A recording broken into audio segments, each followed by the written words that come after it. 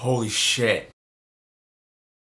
Hey guys, thank you for tuning in to ChannelBK. My name is Brian. Welcome to a movie review. This one is for Mad Max Fury Road.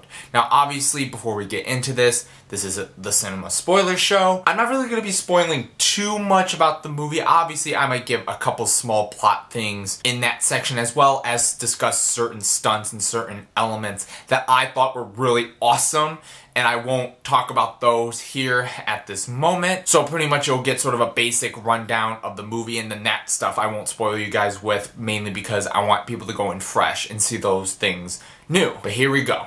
Mad Max Fury Road is obviously the fourth film in sort of the series. I don't know if this is sort of a soft reboot or if it does kind of follow the canon and whatnot. There is a little bit of a twist.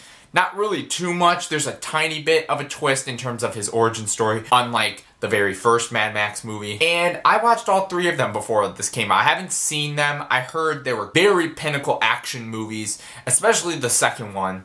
And what I learned from it is it was very style over substance. Is that a bad thing? No. But I think with those movies, I really was just so tired of anything that had to do with plot. Not to say what there was of a plot was like terrible or anything. Like it wasn't like I was cringing, because again, I think these movies could be compared to something like Fast and Furious. But like, I couldn't do with any of the plot, especially the second movie, which I agree is great. It was like, anytime there wasn't action, I was like, oh my god, just get on with it. But I thought, from how they've held up in terms of production design and stunts, I was so impressed. And obviously this movie could have been in trouble, because this movie got filmed a few years ago and it's finally coming out, but it definitely lives up to the hype.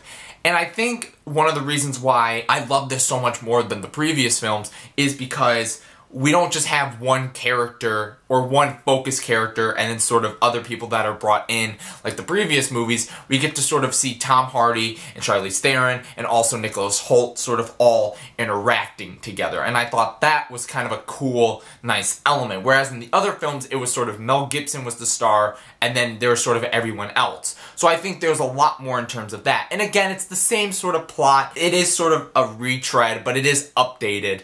And visually, it's beautiful. The stunt work for the, like, obviously is incredible. There is some pretty good CGI, and it's just such a fast-paced movie. So much fun. This definitely does the job. And also because in those previous movies, Max says nothing. He says shit throughout, like, the whole entire thing. He'll say like a catchphrase and then he'll move on. Whereas in this, obviously, it's not like all the time he's talking, but I think the dynamic of Tom Hardy as Mad Max was really well done, especially Charlize Theron, who, you know, obviously stole the show. Such a badass with some great emotions and some great depth. I thought all the characters were really interesting. Again, just visually and stunt-wise, it was awesome. Even though there wasn't that much of a story, I was always intrigued because it was this journey. And again, it just was so cool to see a lot of interesting things. Again, we get some nice car chases. There's some cool car designs. I thought the whole idea of the flares were really cool, like when they would send up the flares and you'd sort of see them in the distance. I thought that was a really sort of eerie imagery in a way. But I don't know what else to say because I don't want to spoil too many of the stunts, but I think this is just a film where it's like, go see it.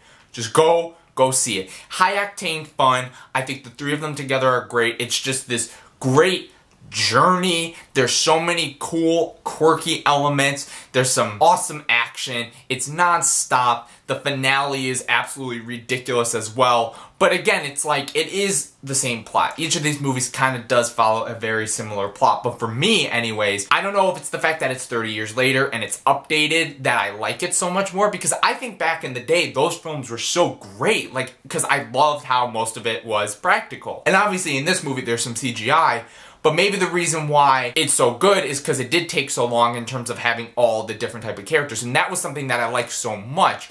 And I thought the story was very interesting, unlike some of the other ones. Not to say this was something, again, that was super complex. It just felt like a really cool story that was a switch up from the previous films, even though there are certain elements of the old movies in this. All I can say is go see this movie. It's awesome. It's awesome. It's awesome. I had so much fun. I just was having so much fun the whole movie.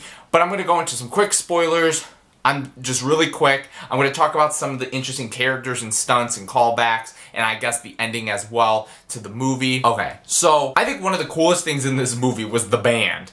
Now, I kind of got spoiled looking at a picture of this before I saw the movie, but there is like a band that follows the bad guys through the whole movie, and there's just a guy on wires playing the guitar, and I think it was so cool because near the end where Tom Hardy attacks him, but then once Tom Hardy's gone, he just goes back to playing the guitar. I thought that was cool. And then also the guys that are on like those wires that like will fall and then either throw a bomb or pick up one of the girls in the movie, which is obviously sort of the plot to get his wives away, and then they'll like take them back. I thought that was such a cool element. Also, there are certain callbacks to other movies. There's one of the scenes where the girl is using the box, and I know in the second Mad Max he gives it to the kid and that, so I thought that was kind of a nice callback to that. And obviously the ending, Nicholas Hoult sacrifices himself. I was sort of assuming that would be the way. It was either him or Charlize that I knew was going to sort of bite the dust, and it was such a violent way for Tom Hardy to sort of just get her back to life, which is funny because there's two callbacks I feel like to The Dark Knight Rises where like